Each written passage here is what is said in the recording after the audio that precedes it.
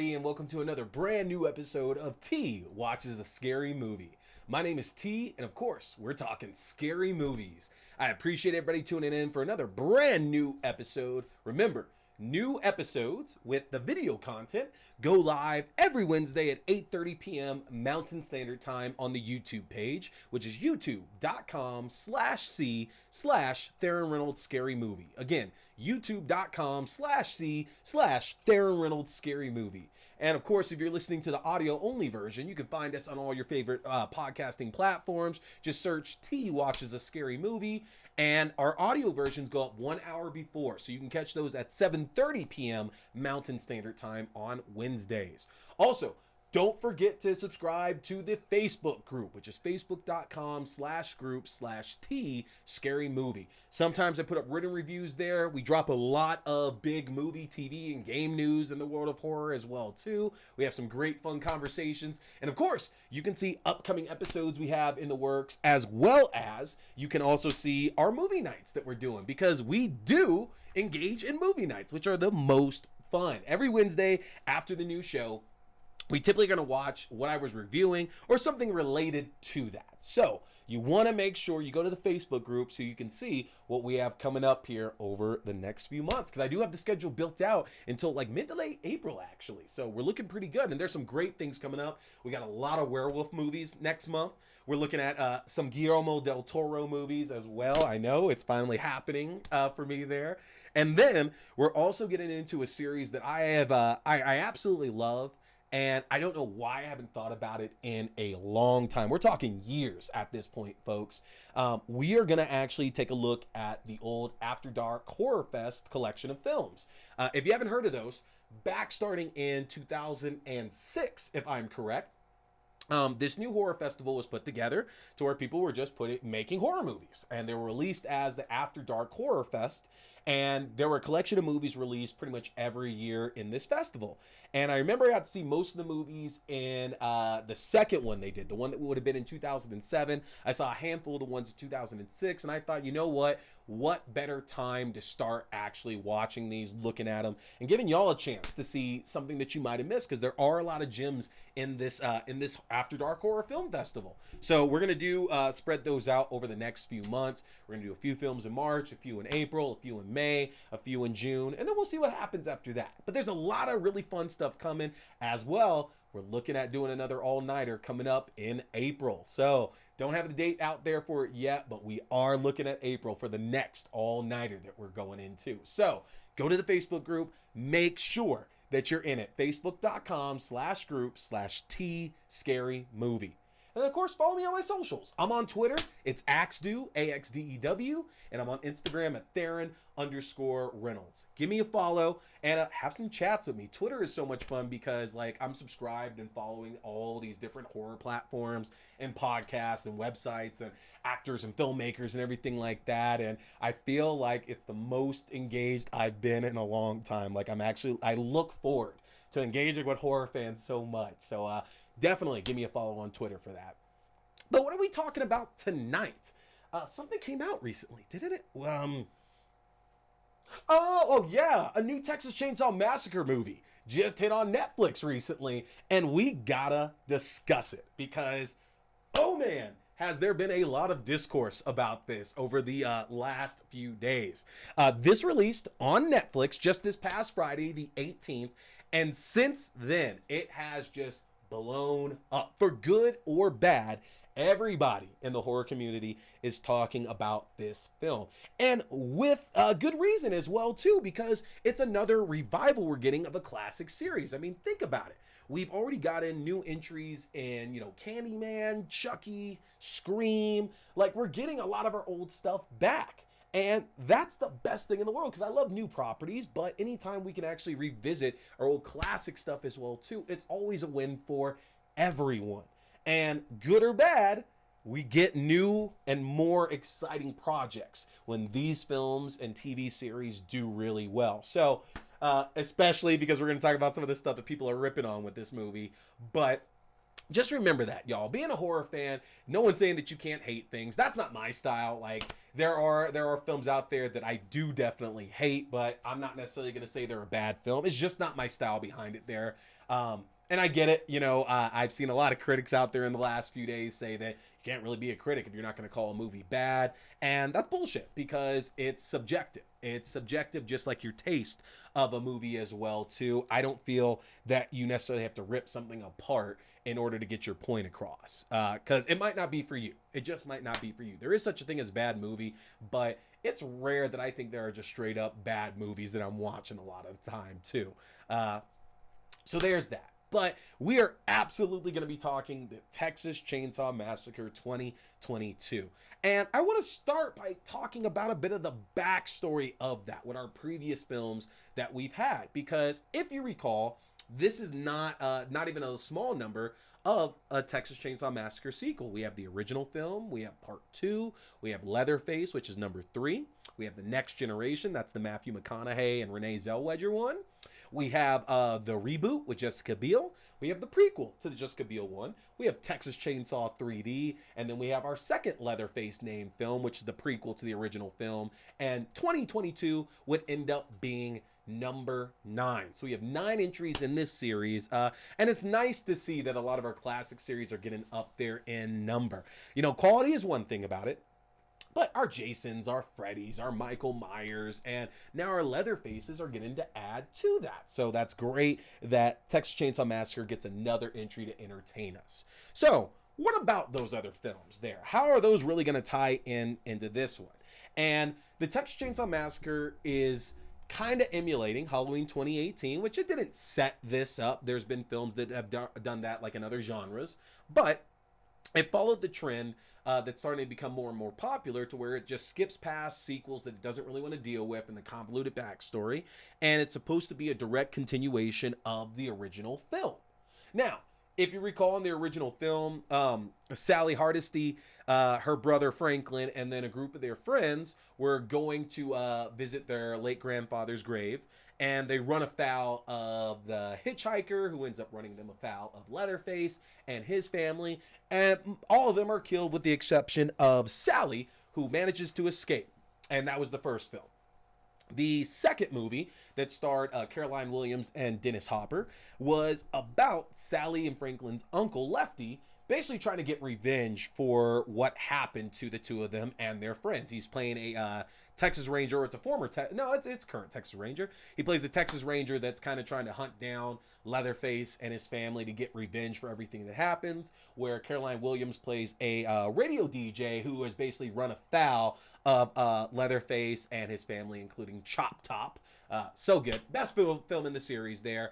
But it's also interesting because Texas Chainsaw Massacre Part 2 ends on a pretty definitive note with not only Leatherface being dead, but the entire Sawyer, Drayton, Hewitt, Slaughter clan. I say all those names because one thing that's consistent about all these films is the last name just keeps on changing. And each and every single entry, I've lost track trying to keep track of what their actual last name is. It's like, look, that's Leatherface and that's all that matters. Like, thankfully they gave us Chop Top in 2 to where I don't have to go with a last name, but you get the idea.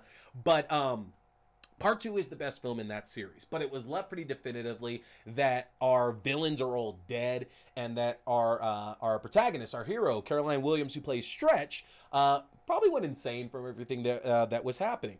Part 3, Leatherface, completely just like new story. It's kind of like they ignore what happened in 2 and do a direct sequel to 1 where Leatherface and now newer family members are hunting people down. And that's the story. There is nothing extra to go with that. Part 4, The Next Generation, the Matthew McConaughey and the Renee Zellweger one. That gave us this conspiracy theory film where the idea was that the government has these various Texas Chainsaw Massacres happening. I forget the reason why. It's been a little bit since I've watched that. A couple years, at least at this point, I thought it was. But the government is kind of responsible for Leatherface and his crazy family over the years. And it's basically saying all the other films are canon. But again, there's some problems with the way that they set that up.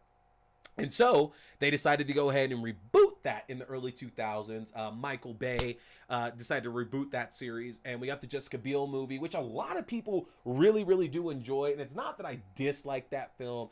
It's just it didn't really do anything for me, honestly. Like, kind of comparing that remake to the original or part two, I definitely enjoyed watching those more. And that's not a knock, because I think all the Texas Chainsaw Massacre movies are enjoyable, and I actually think they're all on the same level, honestly, too.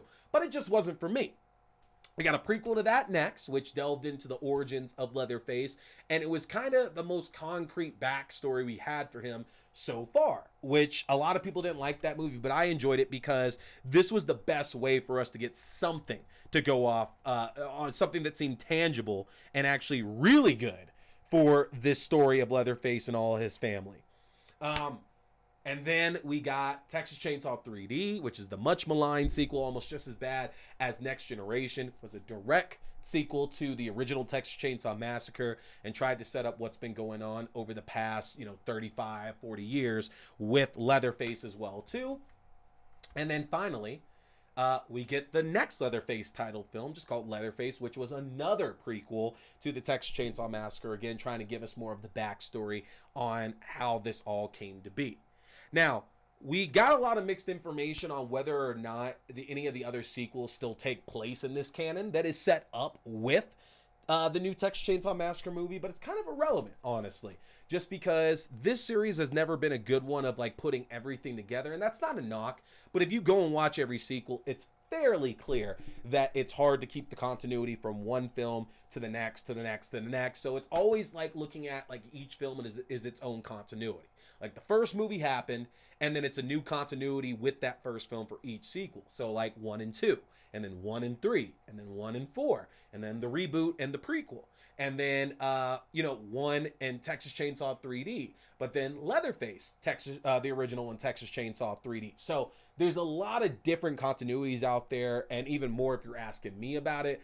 And I think the better choice was probably not to put all those together because, again, Texas Chainsaw Massacre is a very lowbrow series. This is not Scream. This is not Halloween. This is not, Nightmare on Elm Street or anything like that. You're coming because the kills. The kills are really going to be the most interesting part of the film itself. That's what Leatherface is going to do. You're also coming because you're probably expecting cannibals in there. And then lastly, you're expecting a group of kids or, a couple or whatever ending up in a place that they shouldn't be. And that's why all this starts. And I'm pleased to let you know, in the words of the immortal Meatloaf, 2 out of 3 ain't bad. We got 2 of those with this new film. So let's go ahead and talk about it. You can see I got our Atari Leatherface here to join me today. Yeah, y'all can see that there. Absolutely love this guy. This is from the classic. You can't really see it here, but this is from the old school Atari Leatherface game that was out way, way back in the day. The only game so far that has been released on the Texas Chainsaw Massacre, but there is a new one coming out from Gun Media, the guys who made the Friday the 13th game. So we're stoked, we're happy, we're excited for it. Leatherface is definitely ready for that as well too. It's time to talk about the Texas Chainsaw Massacre. Now, one point I want to bring up is that I can't be the only asshole out here whose introduction to John Larroquette was Richie Rich. All right, I didn't catch Night Court that I can remember until the late 90s, and I didn't see a lot of his former works as well, including the original Texas Chainsaw Massacre, until much later. So my introduction to John Larroquette was Richie Rich, and that's all I was going to say about that point there. It's just interesting to me, honestly. But this film starts off with a recap of the original movie. And it sells it that this all happened, and that when Sally got away, she told the cops about it, and that Leatherface basically escaped. Now, what's interesting about that is at the end of the original Texas Chainsaw Massacre, Leatherface isn't dead. The only person who's actually dead besides Sally's brother Franklin and their friends is the hitchhiker. Hitchhiker was the only one that I can recall that actually died on the bad side there. So a lot of Leatherface's family members should still be alive, but at least in this film, we're not getting any kind of update on them. The idea is that Leatherface went missing and nobody has seen him since. Sally, on the other hand, became a Texas Ranger, kind of channeled all that anger, all that fear, everything that she went through into something productive, helping people out for decades at a time. And this gives us our introduction to our young group of heroes. Mel, played by Sarah Yankin, that you should remember from Happy Death Day to You, plays our lead character, or one of our lead characters, Melody, who's here with her sister Lila, their friend Dante, and Dante's fiance, Ruth. I always forget it. It's Ruth. The four of them have come to the town of Harlow to buy the town and basically gentrify it, to bring a group of investors in to kind of revamp the community and make it this paradise for young entrepreneurs and influencers and things like that. Now, of course, if you watch any of these Texas Chainsaw Massacre movies, usually the people in these towns just don't take too kindly for it. A lot of times they make them seem very backwoods and everything, and that they take offense with folks coming in and not understanding their ways. It's very Deliverance type. It's very Wrong Turn. It's things like that. And so, of course, there's a little bit of tension between our group of entrepreneurs and the locals who are still left, which there aren't that many. And this includes, and I don't mean this as disrespect, but this includes who they find out is their contractor of this town, Richter, played by Mo Dunford. And I don't know about you, but the entire time I was watching this, I was like, okay, this guy is Stephen Dorff. Like, literally, this guy looks exactly like Stephen Dorff. Like, it's annoying. I have to feel they casted him just because of that. Because, again, the last movie was Leatherface, and Stephen Dorff was one of the main characters in that movie. He's technically one of the bad guys of the film. And I was like, that can't be a coincidence that you cast two people that look alike. But one of the ideas they sell on here is that misconceptions can be fatal. Misconceptions can be fatal all around, because throughout the entire film, characters are making a lot of preconceived misconceptions about other characters, and it causes more and more problems as the film progresses. One of the biggest misconceptions in there is that when our entrepreneurs do get to Harlow, and they stumble upon a local orphanage where they find Miss MC, who has been taking care of Leatherface for the last few decades at this point, and is basically like his only link to the outside world. Now, again, we don't know what happened after the end of the Texas Chainsaw Massacre, so there's a lot of filling in the blanks here.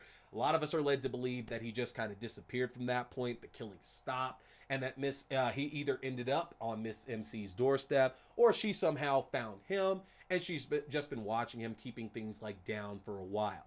Now, it's probably a good idea that she knew of Leatherface's activities and what he was doing, because she had his chainsaw, boarded up in the walls of her room. But the issue comes up is that Dante and Mel accuse Miss MC of no longer owning the orphanage itself, and that she has to get right out.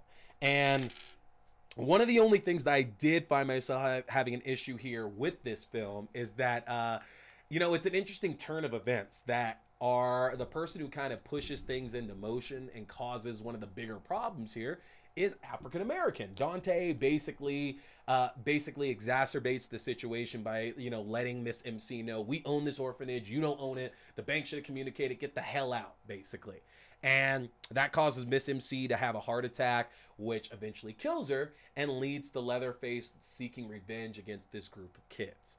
And that was a very interesting turn I thought they took with it. Like, I enjoyed the fact that they didn't try to go the cliche route and make like Dante some kind of like rapper, or he's a drug dealer, or he's just like this person with these like terrible scruples and things like that. No, he's actually somebody who is making good moves and trying to do something big in his life. And unfortunately, he just went around it the completely wrong way.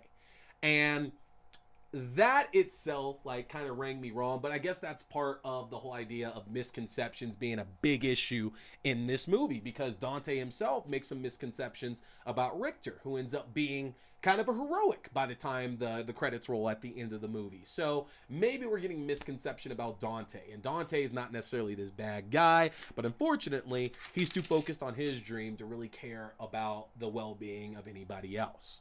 So Leatherface, after watching basically his mother die in front of his eyes, decides he's going to get revenge on what spurred all this, and returns to the town of Harlow to terrorize Mel, her sister Lila, and their friends, and the group of all these groups of investors who have shown up to bid on various buildings in the town.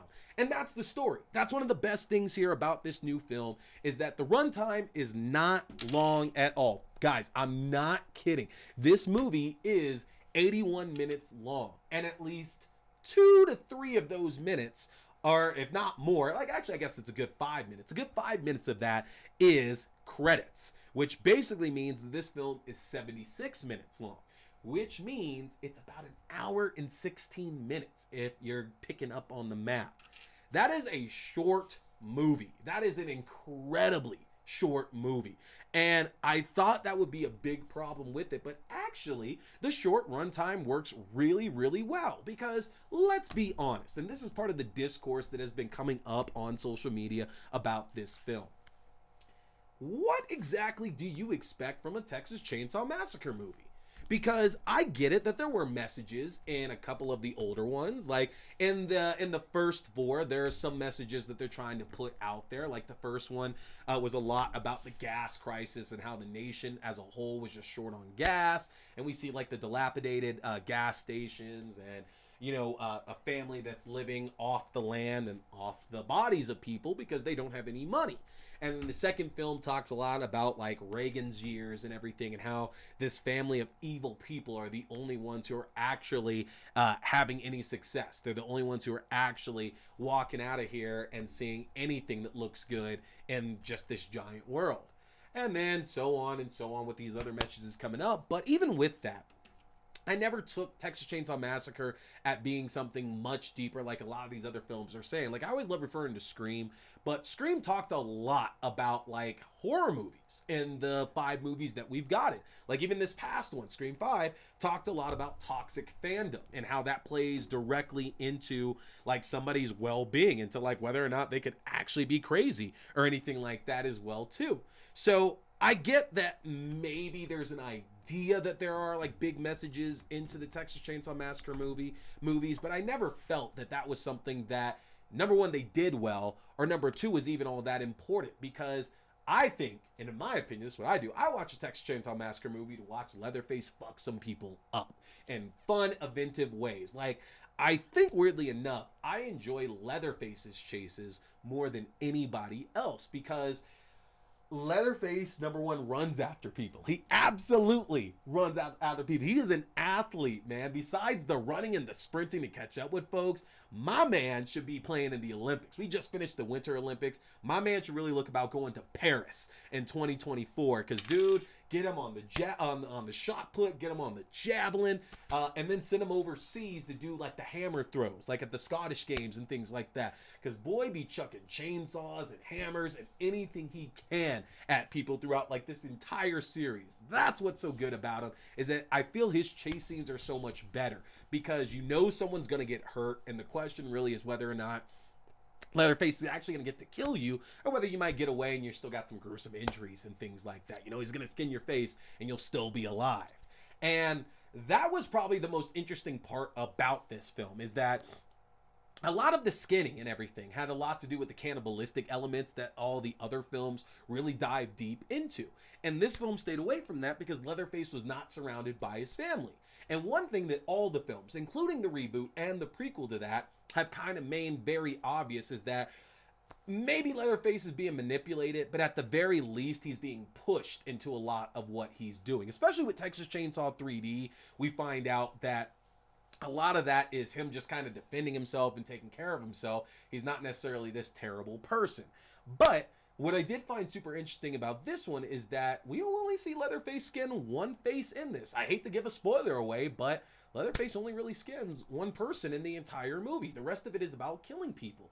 And that's actually one of the best aspects of it, because I feel that the whole skinning thing and that started really being a big point of like the second film on, and that's where everybody started to become to expect, and it just gets gruesomer and gruesomer. But realistically, the kills were always really good, and there are a lot of really good kills in this movie for sure. A lot of really, really good ones in this. Leatherface is just as brutal and as mean as ever in this one. Now, there's obviously some eye-rolling moments in it. Sarah Yankin's character, Melody, obviously not a choice that she made, but clearly the director is a fan of Prometheus, and that means Mel's a fan of Prometheus because she went to that Prometheus school of running away from things that are going to like kill you, basically, when a simple roll to the left or a roll to the right might save your life with all of this now. And I digress because that's a moot point, honestly.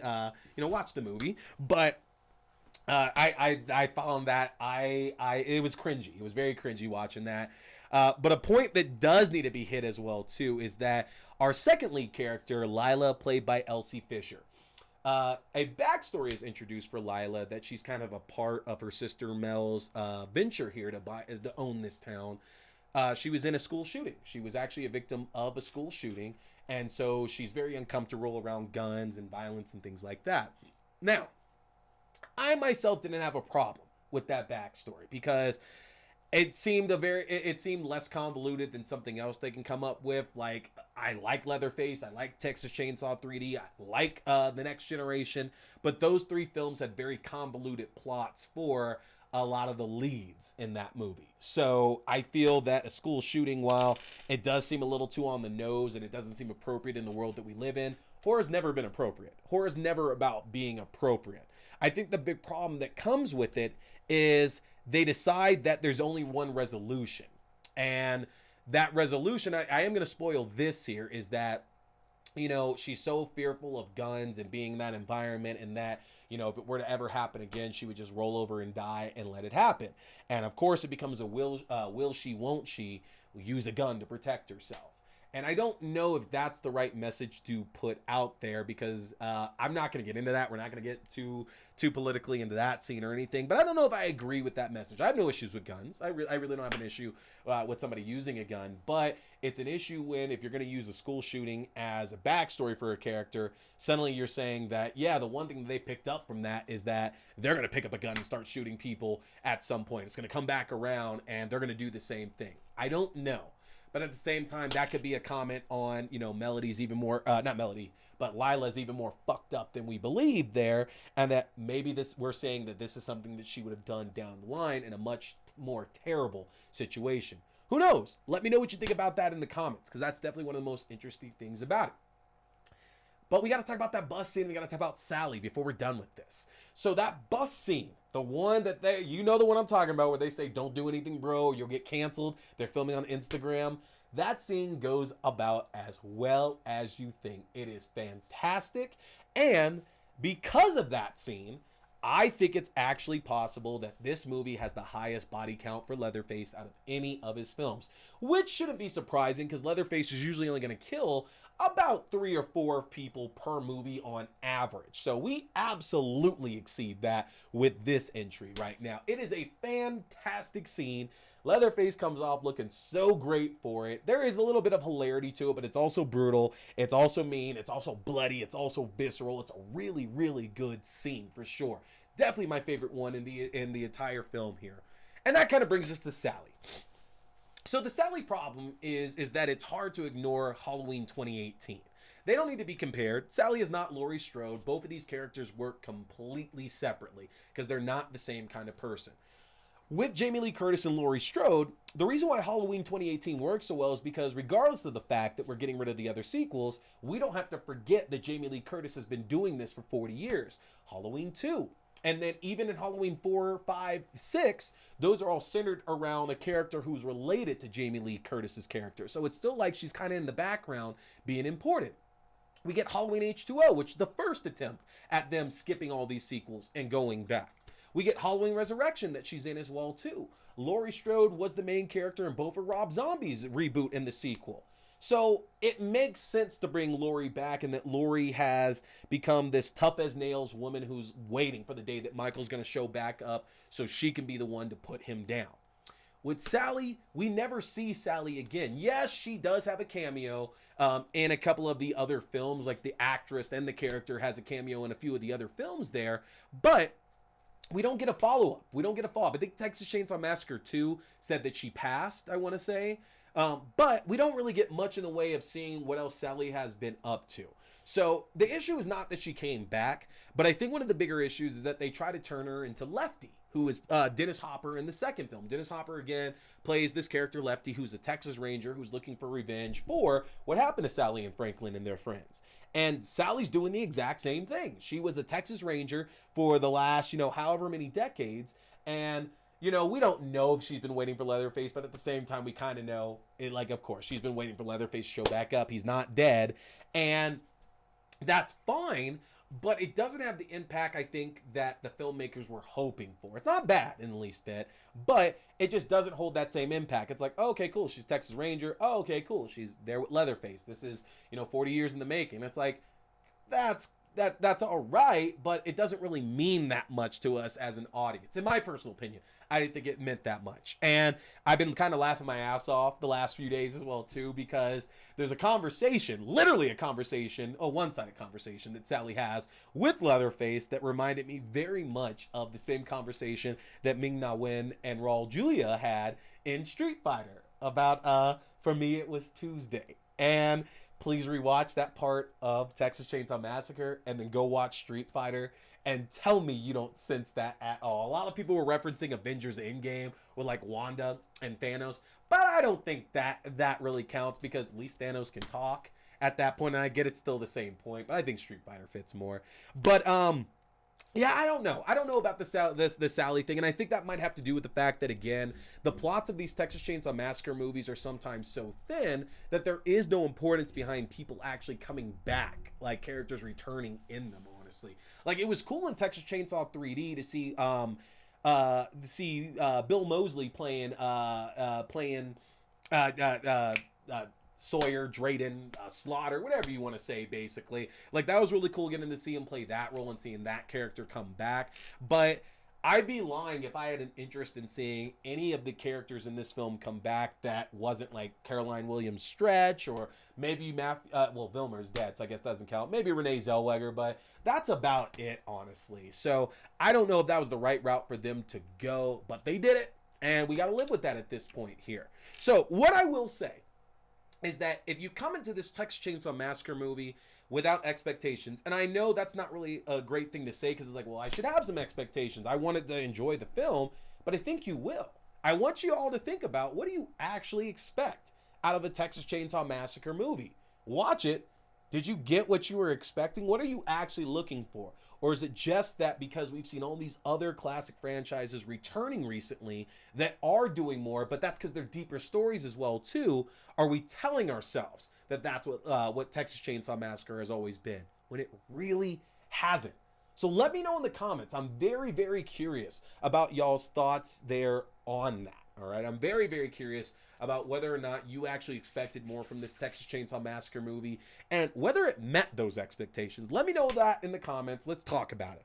So that is going to do it for us tonight, folks. I have loved talking some Texas Chainsaw Massacre with you guys, and I'm definitely ready to get a third watch of this in as well, too. So get over to the Facebook page so you can get the link to come and watch that with us, along with some fun TV shows. And don't forget, next week we're doing Guillermo del Toro. We are talking Nightmare Alley and Mimic, so you don't want to miss those. It's rare that I talk about Guillermo del Toro, but it's time to do it. We're going to talk about one of my movies, one of his movies that I really, really love, and another one that I haven't seen yet, but it's got a lot of good buzz, and we're crossing our fingers that it's going to all work out. So be back next week. We're talking Nightmare Alley. We're talking Mimic. Let's make it work, y'all.